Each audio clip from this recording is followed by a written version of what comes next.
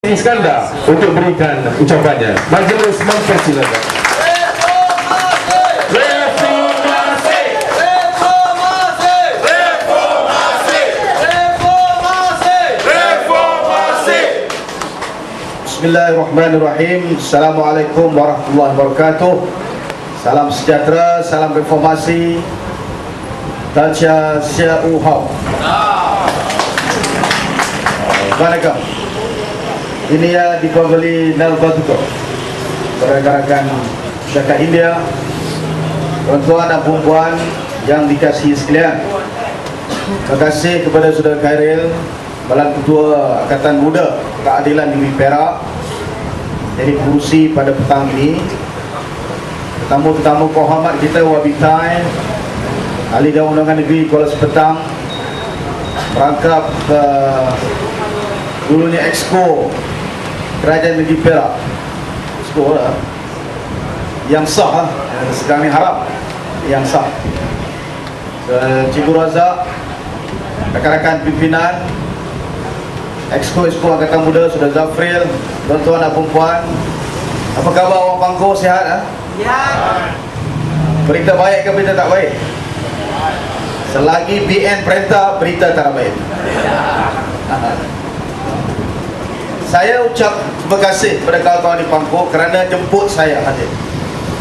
Saya ingatkan ceramah petang ni tak ada orang. Tengok yang hadir petang ni ramai orang. Kalau beginilah keadaannya, maknanya Zamri Kadir yang akan datang belum tentu lagi boleh menang Dewan Undangan Negeri Pangkor ini. Kita akan kalahkan Menteri Besar di kawasan dia sendiri. Boleh atau tidak? Ada orang kata undi pos, tak apalah undi pos.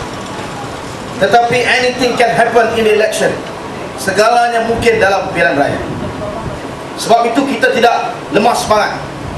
Kita mau kerja keras. Kita mau ubah kerajaan. Kerajaan yang ada sekarang, negeri Perak ni kerajaan haram, bukan kerajaan dipilih oleh rakyat. Betul atau tidak? Saya dengan Perak ini cukup dekat, kerana sebab ulasan saya, ceramah saya tentang negeri Perak ini, saya dirujuk kepada jawatan kuasa disiplin. Saya peguam 13 tahun sudah jadi peguam.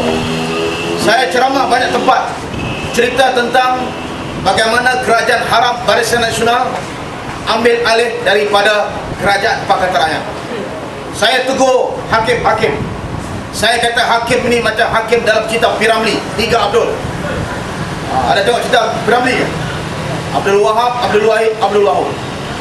Itu peguam negara marah dengan saya, buat laporan kepada majlis peguam, mau gantung saya sebagai peguam, kerana dia kata ucapan saya itu menghina hakim-hakim. Hakim tak marah, ini peguam gila yang marah. Kita lawan. Dan Alhamdulillah, syukur kepada Allah, saya lawan. Peguam negara tak berani datang untuk lawan dengan saya di jawatan kuasa disiplin. Akhirnya pengurus jawatan kuasa disiplin beritahu, orang buat aduan terhadap saya, dia pun tak berani mau datang. Akhirnya saya menang kes ni. Sebab apa? Sebab mereka takut untuk berhadapan dengan saya. We have to change this government. Kita mesti tukar kerajaan. Adakah tukar kerajaan ini satu perkara yang pelik dalam dunia? Tak ada. Yang dekat dengan kita, Thailand. Dulu Abisid jadi Perdana Menteri. Sekarang siapa jadi Perdana Menteri? Seorang perempuan namanya Yingluck. Parti baru, Perdana Menteri baru, kerajaan baru. Ubah di Thailand. Di Singapura, parti di Singapura nama dia parti PAP, People's Action Party. Di Singapura tak ada UMNO. Cuba cari UMNO Singapura, tak ada. Tetapi di Singapura pembangunan jauh lebih hebat. Orang UMNO BN kata hanya orang Barisan Nasional saja boleh bawa pembangunan dalam negara. Ini bohong punya kaki. Di Singapura tak ada UMNO, BN pun tak ada, tetapi pembangunan lebih hebat. Ada public transport yang baik, jalan baik, menteri tak rasuah. Tetapi dalam pilihan raya yang lalu, People's Action Party, PAP, Perdana Menteri waktu itu, Lee Hsien Loong minta maaf kepada seluruh warga Singapura Sebab apa? Sebab dia takut kalah dalam pilihan raya yang lalu. Kenapa dia takut kalah? Sebab dia tahu bahawa kalau rakyat marah, rakyat tidak dijaga, kepentingan rakyat tak dijaga, ekonomi rakyat tak dijaga, maka rakyat di Singapura akan lawan parti mereka. Sebab itu Perdana Menteri waktu itu minta maaf kepada seluruh rakyat Singapura. Dia menang 60%, 60% dia menang, 60% dia menang. Kemudian ada pertandingan Presiden Singapura. Presiden Singapura ni, tuan-tuan dan puan-puan, orang pangkuan ni kena tahu, tak pernah orang bertanding Presiden Singapura. Baru-baru ini kerana rakyat Singapura marah dengan kerajaan dia, bertanding 3 penjuru. Yang menang parti PAP, Presiden, calon dia menang, tapi menang 0.6% saja. Sebab apa? Sebab walaupun pembangunan hebat, walaupun tak ada rasuah, tapi bila rakyat sudah marah dengan kerajaan, tak jaga kebajikan rakyat, jawabnya kalau tak betul, rakyat akan bangkit guna pilihan raya untuk jatuhkan parti yang membaik. Itu di Singapura. Saya waktu bulan puasa, saya pergi jemput, tengok itu pusat tempat yang kena tsunami di Sandai sana, di Matsushima. Dia bawa saya, dijemput saya datang sana sebab kebetulan kawan saya jadi Menteri Ekonomi di sana. Parti baru, dijemput pun tak ada UMNO, tapi pembangunan jauh lebih baik daripada Malaysia ni. Sebab tu kalau ada UMNO, jawabnya pembangunan tu. Kalau cuba sekali tak ada UMNO, saya yakin Pulau Pangkor ni jauh lebih baik daripada di bawah UMNO dan juga Barisan Negara. Saya pergi sana kena tsunami, saya pun kena earthquake 8.5 skala Richter. First time saya pergi sudah kena sudah kena gempa bumi. Nasib baik selamat lah. Kalau tak ada, saya tak ceramah sini dekat Pangkor. Apa saya nak beritahu? Di Jepun 54 tahun parti, nama dia parti LDP.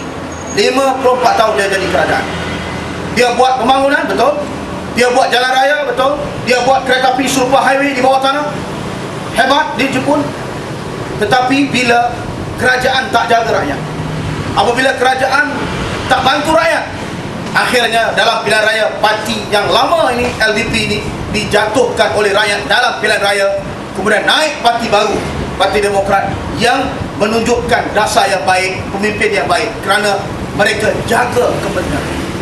Sebab itu kalau saudara tengok perubahan ini, di Thailand sudah berubah, di Filipina sudah berubah, di Singapura hampir berubah, di Indonesia sudah berubah, seluruh negara berubah, Malaysia saja belum berubah. Tapi ingat, pilihan raya umum ke-13 kita akan bangkit dan ubah kerajaan daripada Barisan Nasional kepada Kerajaan Pakatan Rakyat. Boleh atau tidak, saudara? Kenapa kita mau ubah kerajaan? Orang tanya saya, kenapa mau ubah kerajaan? Saya kata, cuba tengok belanjawan. Orang tanya saya lah, bila pilihan raya? Dia kata, lepas raya Cina. Kalau sudah tanya saya bila pilihan raya, saya kata tanya Rosmah, dia tahu. Lu kenal Rosmah? Rosmah tentu ya, kenal. Dia isteri Perdana Menteri. Baik, kenapa kita mau ubah kerajaan? You tengok belanjawan. Belanjawan yang ada ni, cuba you tengok apa beri manfaat kepada rakyat. Tadi Wabitai sentuh sedikit tentang belanjawan. Baik, saya ulas sekali lagi. Apa yang beri manfaat kepada rakyat? Cuba cerita dengan saya. Adakah saudara di sini kaki tangan kerajaan? Ada kaki tangan kerajaan? Tak ada. Kalau kaki tangan kerajaan, you boleh kata angkat ya, saya dapat bonus. Berapa banyak bonus? RM500. Ada orang Pangkor dapat bonus? Tangan tak ada. Orang kerajaan pun tak boleh datang sini. Dia kerja sekarang. Baik. Apa masalahnya? Belanjawan ini, ada orang kita beritahu kepada kita, belanjawan ini kita susah memfaham.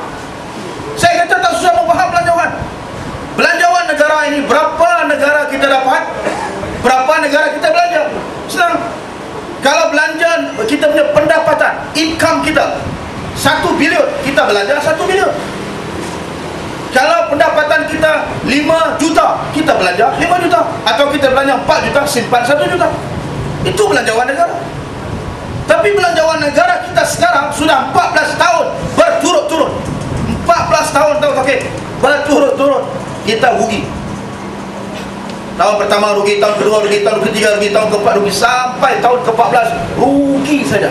Maknanya dapat RM1, belanja RM3, mana tak rugi? Hutang lagi RM2. Ini gila punya kerajaan. Bukan setahun tau, 14 tahun. Sekarang you tahu berapa kita punya hutang? Tak banyak, 437 bilion saja. 437 ribu juta ringgit. Kalau campak ini duit kat Pulau Bangkok, tenggelam ini pulau. Punya banyak ini duit. Itu hutang negara kita. Berapa kita kena bayar? Ini hutang negara, bukan menteri bayar, bukan pemimpin UMNO Barisan Nasional bayar. Ini rakyat bayar. You tahu berapa kita kena bayar? 16,000 ringgit. Sebab apa kita kena bayar? Sebab slogan Barisan Nasional, rakyat didahulukan. Rakyat dulu kena bayar, baru pemimpin. Ini cilaka punya Barisan Nasional. Baik, 16,000 kita kena bayar. 16,000 kerana hutang negara 437 bilion. Itu hutang negara tau. Baik, kita tengok sekarang berapa pendapatan kita. Oh, dia kata ini, saudara di Bangkok ni siapa yang jadi toke kedai? Siapa yang ada peniaga? Siapa ada peniaga? Ada orang peniaga sini? Angkat tangan. Semua tak ada orang peniaga? Baiklah, mungkin dia segan bawa angkat tangan, takut saya belanja di kedai dia, dapat makan percuma. Baik, kalau kita buka kedai, tahun pertama rugi biasa. Baru buka kedai, orang tanya macam mana perniagaan, ada rugi sikit lah tahun pertama. Tahun kedua ada rugi sikit saja, okey lah. Tahun ketiga sudah break even. Tahun keempat untung sikit.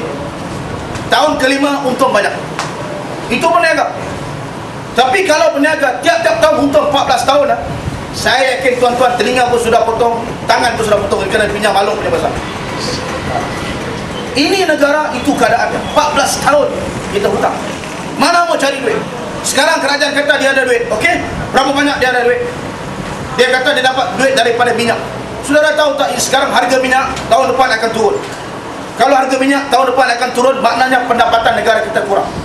Kalau pendapatan negara kita kurang, mana dia mau dapat ini duit? Dia pinjam daripada KDMWSP, kumpulan wang simpanan pekerja. Siapa punya duit? Rakyat punya duit. Dia pinjam duit daripada kumpulan wang amanah pencen. Siapa punya duit? Kita punya duit.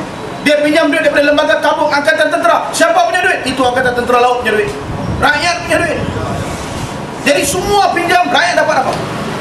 Mana rakyat mau hidup macam ini berada dalam negara kita? Ini Malaysia, bukan negara Najib Mongolia punya, bukan. Ini Malaysia, negara kita. This our country. Sama ada di Pangkor, di Lumut, di Setiawan, ini negara kita punya. Dan sebab itu bila kita sebut soal belanjawan, kita kena perhati mana pergi duit yang kita bayar cukai, yang kita bayar tax. Sekarang bila kerajaan tak ada duit, dia mau perkenal itu GST. GST ni Good Service Tax. You bayar, you pergi rumah, keluar daripada rumah, beli biskut kena tax, beli susu kena cukai, beli baju kena cukai, beli seluar kena cukai, beli kasut kena cukai, beli Colgate kena cukai, semua kena cukai. Sebab apa? Rakyat didahulukan. Jangan main-main. Dia kata rakyat didahulukan. Memang kena cukai, rakyat bayar dulu. Sebab apa? Negara sudah tidak ada duit. Bila negara tidak ada duit, apakah negara kita memang tak ada duit? Negara kita ada duit, tetapi pemimpin ini boros, belanja, bazirkan duit rakyat. Kita tengok tadi, kita dengar beberapa ceramah ulasan tentang audit negara. Audit negara ni apa? Audit negara ni wang kira-kira satu badan nak tengok ini wang belanja macam mana. You bayang beli teropong harga 1,800 jadi 56,000. Ini gila.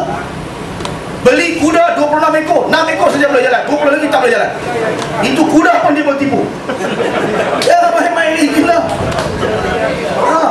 Beli kuda 26 ekor, 6 ekor saja boleh jalan, 20 ekor tidur. Itu kuda pun nak kena rasuah, you bayangkan. Apa duit siapa? Duit mak bapak dia, bukan duit kita. Macam-macam lagi. Ada satu projek untuk supply elektrik di sebuah kampung di Pahang. 17 buah rumah mau dapat itu elektrik dalam kampung. 17 buah rumah. TNB belanja tak banyak, 700,000. Mau supply elektrik dekat kampung dalam 17 rumah, 700,000 TNB belanja. Bila lembaga audit ni dia pergi tengok itu kampung, rumah ada satu saja, lagi 16 tak ada rumah. Belanja 700,000. Ini perbelanjaan yang membazir. Ini yang kita sebut soal sama ada kerajaan kita lebih baik ataupun kerajaan Barisan Nasional lebih baik. Apakah kita tak ada pengalaman memerintah? kita ada.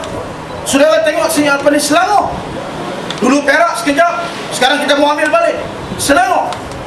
Selangor, dalam belanjawan negeri Selangor baru-baru ini kita bawa perintah 3 tahun, Pakatan Rakyat bawa perintah 3 tahun pas keadilan DAP, kita boleh selamatkan duit 1.1 bilion. Negeri Selangor berjaya simpan duit, jimat simpan 1.1 bilion, 1,100 juta ringgit. Itu negeri simpan. Untuk apa? Untuk belanja kepada rakyat. Itu tak campur 400 juta. 400 juta duit kita bagi kepada rakyat, kita bayar air. Kalau tuan-tuan ada anak di Selangor, ada suami, ada isteri, ada 2 orang anak, kalau ada air, confirm pakailah air banyak mana pun, hujung bulan saya yakin kalau kita guna air sepatutnya kita kena bayar. Ini syarikat air hutang dengan kita. Ini Selangor siapa bayar? Selangor bayar. Berapa banyak kita bayar? 400 juta ringgit. 1.1 bilion campur 400 juta. Kita berjaya simpan 1.5. Kalau tak belanja 400 juta. Lagi 300 juta hutang sebuah syarikat Talam Corporation. Tan Sri Khalid dan pasukan dia tengok-tengok, oh rupanya kerajaan negeri ada orang hutang dengan kerajaan negeri 300 juta. Zaman itu Dr. Gigi Kertoyo, dia tak nampak itu hutang sebab dia leka cabut gigi, jual rumah 20 juta. Jadi dia tak nampak itu hutang. Kita nampak mana hutang. Jadi kita ambil balik hutang 300 juta.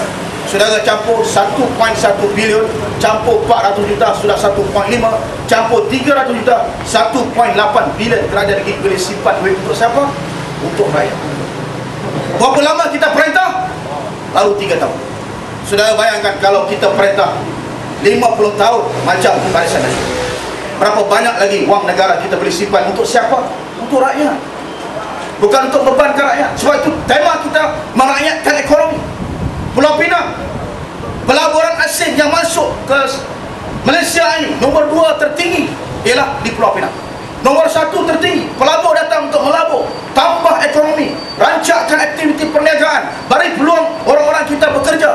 Itu berlaku di Selangor, the highest di Malaysia. Negeri siapa perintah? Pakatan Rakyat. Nombor 2 mana? Pulau Pinang. Pulau Pinang siapa perintah? Pakatan Rakyat. Siapa Ketua Menteri? Lim Guan Eng. Bukan Ustaz Kau Syukur, bukan. Lim Guan Eng. Ini negeri-negeri yang kita perintah. Adakah kita punya pengalaman? Ya, kita ada pengalaman. Apakah kita boleh buat yang terbaik? Ya, boleh, kita boleh buat terbaik. Laporan siapa? Ini bukan laporan PAS, bukan laporan keadilan, bukan laporan DAP.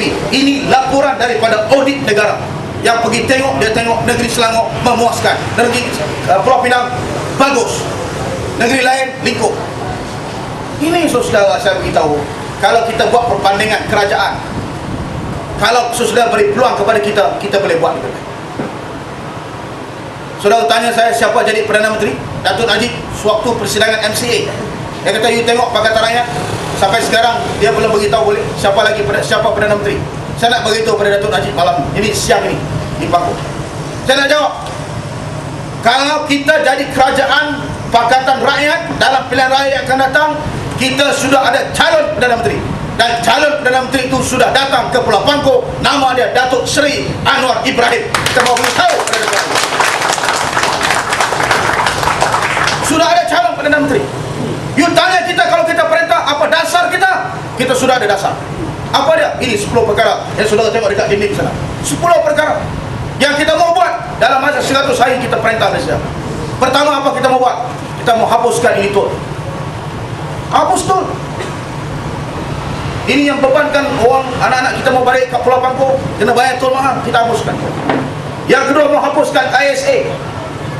You tahu tak ISA ni kenapa kita mau hapuskan? ISA ni dia undang-undang ikut suka aku. A ikut, S suka, A aku. Dia mau tangkap, kita tanya kepada polis, kenapa tangkap anak saya? Ikut suka aku lah, mau tangkap. Tahan dalam lokap tanpa bicara. Berapa tahun? Tak tahu berapa tahun. 2 tahun, 3 tahun, 4 tahun, dah pulang kepada menteri. Datuk Najib sekarang dia kata dia mau hapuskan ISA. Dia cakaplah mau hapus, sampai sekarang tak hapus-hapus lagi. Dia kata ISA sudah hapus, mau ganti 2 lagi undang-undang. Ini lagi gila. Oh, mengambil 1 undang-undang, ganti 2 lagi undang-undang. Ini gila punya kerja. Kalau dia jadi kerajaan, bukan saya cakap, dia cakap. kita akan ganti undang-undang ISA dengan 2 lagi undang-undang bagi menjaga keselamatan negara. Mati kita. Kalau pilih ini kerajaan 2 undang-undang pun tangkap kita tanpa pembicaraan. Kita clear. Menang, hapus undang-undang ISA dan undang-undang yang zalim, yang tahan orang tanpa pembicaraan, kita bagi hapus. Tol kita bagi hapus. Institusi penting negara kita mau kaji. Apa dia? Yang pertama, kita mau baiki SPR. Ni saya pakai lambang bersih ni. Mau bersihkan Suruhanjaya Pilihan Raya, mau bersihkan sistem pilihan raya. Ini SPR, orang kata Suruhanjaya penipu rakyat, hari-hari mau tipu rakyat. Kita mau tukar jadi Suruhanjaya Pilihan Raya. SPRM, you tahu apa dia SPRM? Suruhanjaya pengurusan rumah mayat, you tahu? Hari-hari orang mati, mula-mula Tiopi Hong mati, kemudian Sarabaini mati, kemudian besok India mati, orang Malaysia mati dalam SPRM. Apa sebab? Oh, mau tangkap, mana dia buat rasuah. This is too much, ini melampau. Nak baiki image SPRM supaya dia ada tarik untuk tangkap dan kontras mereka yang terlibat dengan rasuah. Polis kita mau pastikan dia kerja jaga keselamatan. Polis dia bukan jadi raja di Malaysia, dia jadi polis di Raja Malaysia. Jaga keselamatan rakyat, jangan terlibat dalam hal yang membabikan politik. Dia jaga tangkap orang penjenayah dan sebagainya. Ini perkara-perkara penting dalam pentadbiran negara kita akan baik. Itu janji kita, dasar kita. Kita jadi kerajaan, saudara pilih orang Pangkor, pilih Pakatan Rakyat di DUN, orang Pangkor pilih Pakatan Rakyat di Parlimen. Kita menang di Parlimen Malaysia, kita jadi kerajaan. Pertama, kita lantik Anwar sebagai Perdana Menteri. Yang kedua, kita laksanakan dasar-dasar yang telah kita janji kepada rakyat. Itu kita selalu beritahu. You cuba tanya Barisan Nasional, apa dia dasar yang dia nak buat? Cuba tanya Datuk Najib, kalau menang apa mau buat? Yang saya ingat dia kata kalau menang pilihan raya, dia mau buat ini GST, cukai GST untuk bebankan rakyat. Kita tak ada, kita jelas. Sebab itu saudara dikasih sekalian, tuan-tuan dan puan-puan, bila mereka tak boleh jawab soalan kita, bila mereka tak boleh jawab isu dan dasar kita, apa dia buat? Dia serang peribadi kita. Dia serangkan anak Lim Guan Eng. You tengok anak dia umur 16 tahun kan, serang, kata dia anak lelaki dia ada raba perempuan. 16 tahun punya budak, anak kita lah, cuba tengok dekat rumah, dituduh keluar surat khabar, keluar dalam blog untuk raba budak perempuan. Budak perempuan itu datang beritahu kepada surat khabar, macam mana saya mau raba? Saya pun tak ada datang Malaysia. Takkan saya mau raba terus macam mana? Masuk angin kah? Raba tak ada orang. Dia tak pernah datang Malaysia. Dah 7 tahun tak datang Malaysia. Dia nak raba dekat mana? Kenapa buat macam ni? Sebab nak malukan Lim Guan. Ada satu kempen di Bukit Gantang. Saudara kalau ingat kecil Bukit Gantang dan pilihan raya lain, ada gambar Lim Guan Eng sembelih lembu korban itu. Sekarang mau hari raya haji, kita biasa kena sembelih lembu kan. Itu ada gambar Lim Guan Eng sembelih lembu bagi makan tu orang Melayu. Dia tengok, dia beritahu kepada orang Melayu, tengok ini Lim Guan Eng sudah melampau, dia sudah sembelih lembu bagi orang Melayu makan. Bila kita cek balik gambar, rupanya itu muka Guan Eng, badan Liza Jamaluddin. Ini gila macam kita. Dia serang kita peribadi, malukan, aibkan pemimpin kita, dan macam-macam lagi dia buat, termasuk ke Datuk Seri Anwar. Bulan 11 ini, 26 dan 27 hari bulan 11, Datuk Seri Anwar akan gulung kes. Habis, dah tamat kes, akan gulung. Saya nak cerita sedikit tentang kes ini dengan lebih mendalam supaya saudara boleh faham, supaya orang Pangkor lebih faham. Ini kes Datuk Seri Anwar. Apa tuduhan terhadap dia? Dia dituduh meliwat Saiful Bukhari. Liwat, you tahu kan? Main belakang dalam Saiful Bukhari. Di mana? Di dalam kondominium. Hari apa? Hari Jumaat. Baik, kita tanya pada pendakwa raya, apa bukti dia ada? Tunjuk apa bukti? Dia kata dia ada gambar, gambar CCTV. Ada orang tengok gambar CCTV, dia terkejut, dia telefon saya. Dia tanya, Cik Samsul, ni ada gambar lah. Saya kata, gambar apa? Ini gambar Saiful lah. Yalah, Saiful ni buat apa? Dia masuk lift lah. Lepas tu dia buat apa? Dia keluar lift lah. Yang you panik pasal apa? Yalah, dia masuk lift, keluar lift. Yalah, you panik pasal apa? Ni ada gambar. Gambar apa? Sebab dia ingat itu gambar liwat. Saya kata, kalau tuduhan terhadap Anwar itu liwat dalam lift, memang kita boleh tengok dalam ni bagusnya Anwar duduk balon saya. Ada gambar. Tapi dia tak tunjukkan gambar. Dia tak tunjuk pun gambar Saiful ini masuk dalam kondominium unit mana. Dia tak tunjuk. Walaupun itu kamera ada, pintu masuk ada kamera, itu dia tak tunjuk, dia padam. Yang dia tunjuk gambar Saiful Bukhari masuk lift dan keluar lift, itu sahaja. Itu pun silap. Ada gambar dia masuk di kawasan letak kereta, dia parking, ada time tu, CCTV dia ada time. Pukul 2.52 petang. Time dah tulis. Dia pun turun daripada kereta, masuk lift. Dia masuk dalam lift tu dia pukul 2.47 petang. Itu masa terbalik tau. 2.52 pergi jadi 2.47. Contohnya 2.52 keluar kereta, 2.57 masuk lift. Ini 2.47 masuk lift. Terbalik dia masa. Ini masa Malaysia Nasional macam tu, sentiasa terbalik. Masa pun dia bagi tipu. Baik, masuk dalam lift. Kemudian keluar lift, itu saja.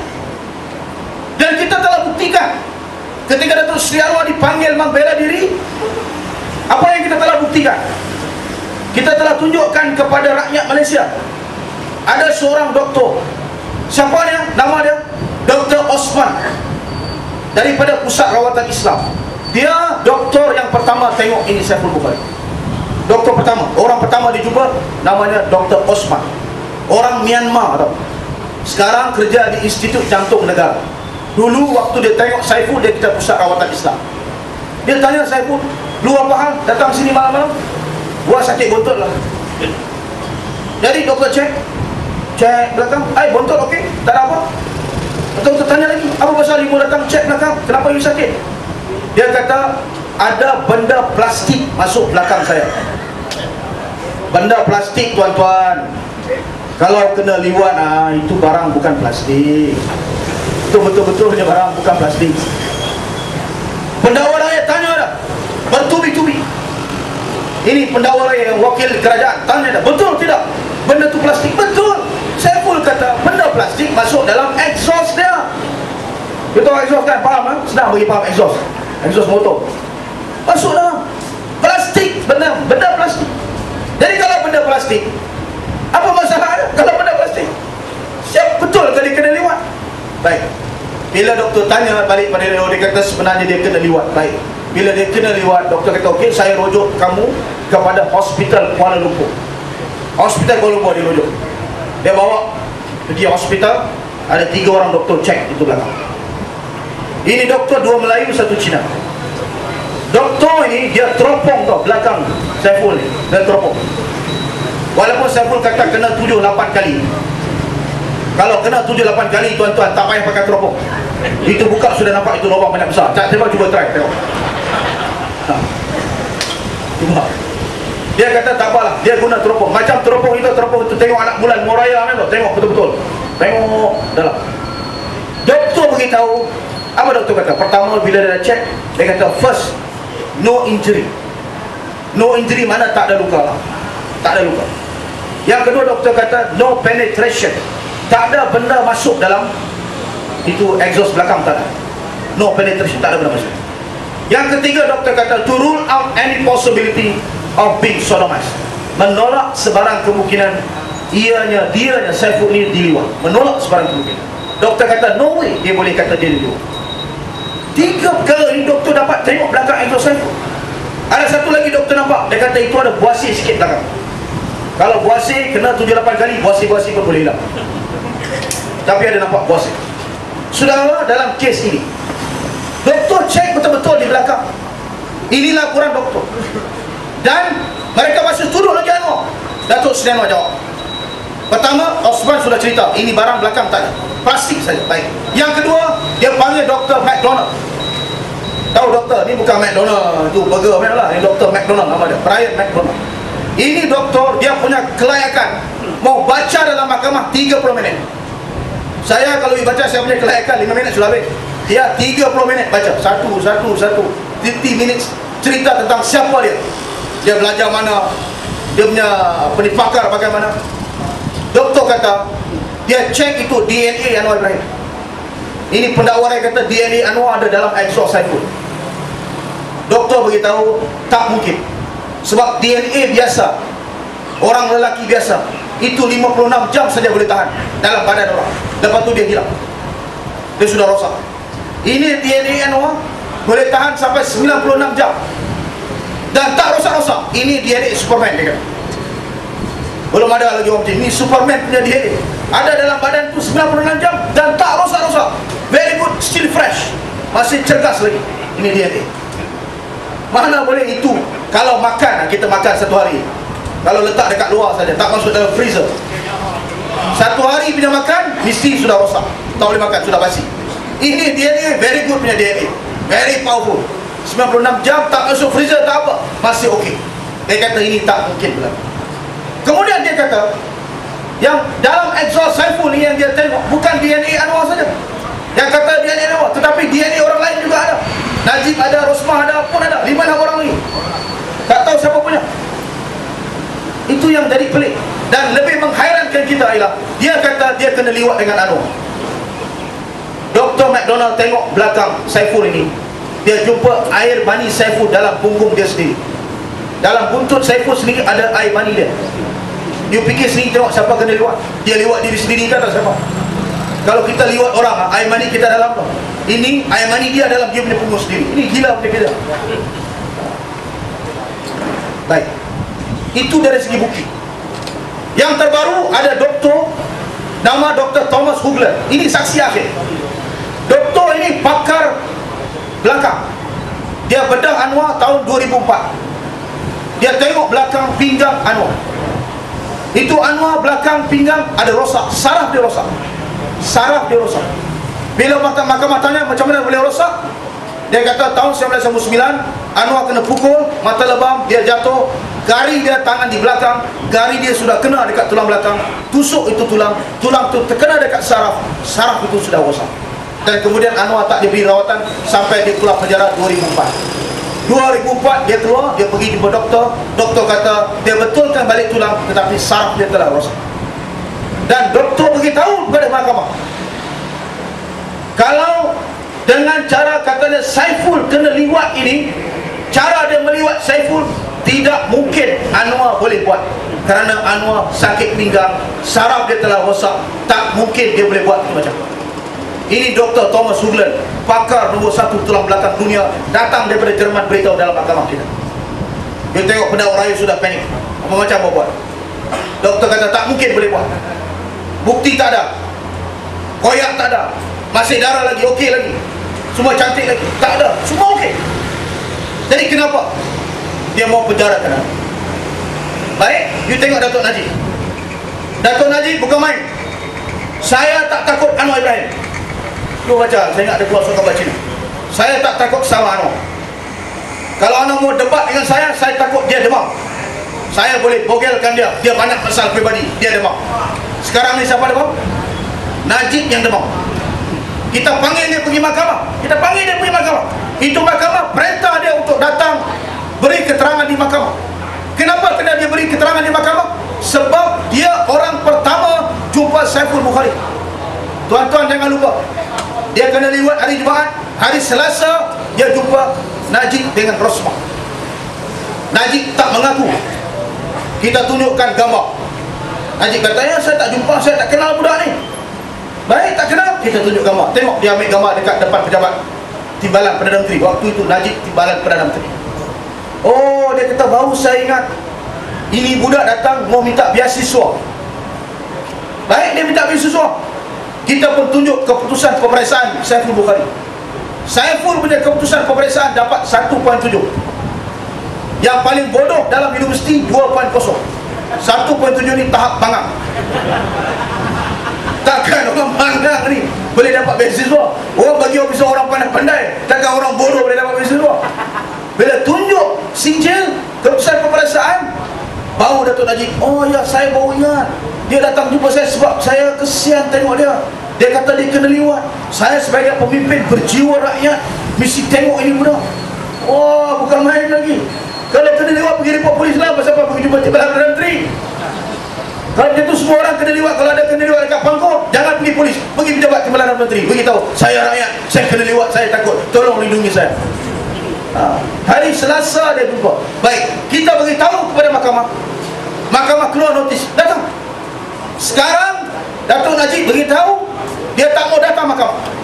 Kita nak beritahu pada orang Pangkor ini, kalau betul Datuk Najib ni berani, dia anak jantan, dia nak menegakkan kebenaran, dia kata Anwar Ibrahim boleh demam, kita cabar dia untuk datang ke mahkamah, beritahu kepada mahkamah siapa yang salah, siapa yang benar. Kita tengok siapa yang demam, siapa yang tak demam. Jangan main-main dalam kes ini. Kita ada bukti yang kuat, sebab itu kita berani. Datuk Najib tak berani. Sebab itu saudara dikasih sekalian, mereka boleh buat apa saja. Mereka boleh serang kita, mereka boleh serang pemimpin-pemimpin kita, mereka boleh malukan pemimpin-pemimpin kita. Tapi ingat, negara ini punya undang-undang. Negara ini akan selamat kalau negara ini mempunyai rakyat seperti saudara-saudara. Tuan-tuan dan puan-puanlah akan memainkan peranan untuk beritahu kepada orang Melayu, orang Cina, orang India, this country need to be safe. Negara ini perlu kita selamatkan. Apakah kita tak ada pengalaman perintah? Kita ada pengalaman. Orang Melayu beritahu kepada orang Melayu, kita akan pertahankan hak orang Melayu. Orang Cina beritahu kepada orang Cina, kita akan pertahankan hak orang Cina. Orang India juga beritahu, kita akan pertahankan hak orang India. Sebab apa? Sebab kita berjuang di atas prinsip keadilan. Adil ni maknanya kita berlaku baik kepada orang Melayu, orang Cina, orang India, orang Kadazan, Iban dan sebagainya. Ini prinsip kita, ini perjuangan kita. Dan sebab itu saya minta sungguh-sungguh kawan-kawan di Pangkor ini untuk berjuang bersama-sama dengan kita. Saya baru-baru ini sewaktu di Universiti Islam, ada seorang Profesor Abdul Aziz Bari. Mungkin kawan-kawan ada baca di surat khabar Cina. Profesor Aziz Bari ini pensyarah undang-undang di Universiti Islam tempat saya belajar. Dia cikgu saya. Dia sewaktu peristiwa kes serbuan Jabatan Agama Islam Selangor ke sebuah gereja di Selangor, Sultan Selangor telah buat satu kenyataan. Dia kata kes ini ditutup kerana tak ada bukti. Profesor Aziz Bari buat komen sebagai seorang profesor, sebagai seorang ahli undang-undang yang pakar dalam undang-undang tertinggi negara, iaitu perlembagaan. Dia kata Sultan boleh buat kenyataan, tetapi Sultan kena ikut undang-undang agama Islam, kerana ini bukan undang-undang yang mudah untuk difahami oleh rakyat keseluruhannya. Ini Sultan buat kenyataan kena ikut undang-undang Islam, sebab ini adalah perkara yang di bawah undang-undang syariat Islam. Jangan buat sebarang komen. Hanya komen itu, saudara-saudara, satu negara kata ini profesor sudah khianat raja-raja Melayu. Ini macam sama macam Datuk Seri Nizam. Ingat tak? Dan saya kata, saya ampun tuanku, saya mohon sembah dan haka, tidak setuju dengan tuanku. Oh, tak setuju. You tengok sana, Perkasa buat laporan, semua buat laporan, satu Malaysia buat laporan. Kata ini Sultan, ini penenteri besar telah derhaka kepada raja-raja. Kita dalam negara kita, raja sebagai payung untuk memastikan semua rakyat itu dibela. Apakah raja-raja tidak boleh tegur? Boleh tegur. Bagaimana caranya? Ikut undang-undang. Profesor ini saya bela. Saya masuk UAE mau buat demonstrasi, saya mau semayang hari Jumaat. Minggu lepas saya mau semayang hari Jumaat. Hari ini saya semayang Jumaat di Pangkor. Minggu lepas saya semayang Jumaat di UAE. Mau semayang, dia angkat saya keluar. Ini gila punya kerajaan. Siapa angkat? Ini polis semua sebelah daripada Bukit Aman. Polis ini semua baik-baik, yang sana semua jahat-jahat. Saya mau semayang, dia angkat saya keluar. Ini apa saya kata tuan, saya mau semayang tu. You bayangkan you semayang dekat ni, dekat mana kuil apa, itu polis angkat, ada betul tak? Ini mau semayang, mau sembah Tuhan pun tak boleh. Ini Malaysia, ini luar biasa. Malaysia boleh. Sebab itu saudara kasih sekalian, saya cerita ini sebagai orang muda. Saya punya semangat dan cita-cita untuk berjuang selamatkan negara ini. Apa yang saya perlukan? Yang saya perlukan ialah sokongan daripada saudara-saudara. Sokongan bukan sekadar pangkah. Kalau saudara-saudara, tuan-tuan dan puan faham apa saya cakap, minta sampaikan kepada orang lain. Itu saja saya minta. Sebab di Malaysia ni tak ada media. Gambar Datuk Seri Anwar tak boleh keluar dalam TV. Gambar Lim Kit Siang tak boleh keluar dalam TV. Gambar Tuan Guru Haji Hadi tak boleh keluar dalam TV. Kalau keluar TV pun dia siap, mulut dia tukumak kamera, tak tahu apa cakap. Malaysia boleh. Malaysia tanah airku. Siapa tukang cakap? Saudara-saudara, mana kita boleh dapat bahan? Ini risalah kita edar. Baca, sampaikan. Saya yakin, percayalah cakap saya, perubahan itu pasti akan datang. Tidak ada kerajaan mana-mana yang kekal dalam dunia, tak ada. Setiap kerajaan akan jatuh, apatah lagi kerajaan barisan nasional. Saya nak tanya, boleh atau tidak orang Pangkor ini bantu Pakatan Rakyat untuk rampas kembali negeri Perak? Boleh atau tidak? Boleh atau tidak kita ubah kali ini kerajaan persekutuan? Boleh kali ini kita kerja keras untuk pastikan Pakatan Rakyat menang? Boleh atau tidak? Kalau dah boleh, saya berhenti setakat ini. Sebab saya dah cerita semua, sudah pukul 4.30. Cuma ingat, apa yang baik itu datang daripada Tuhan, yang buruk datang daripada Najib dan Rosmah. Jangan-jangan kita tolak mereka dalam pilihan yang akan datang. Sekian, Assalamualaikum warahmatullahi wabarakatuh. Thank you. Nandri.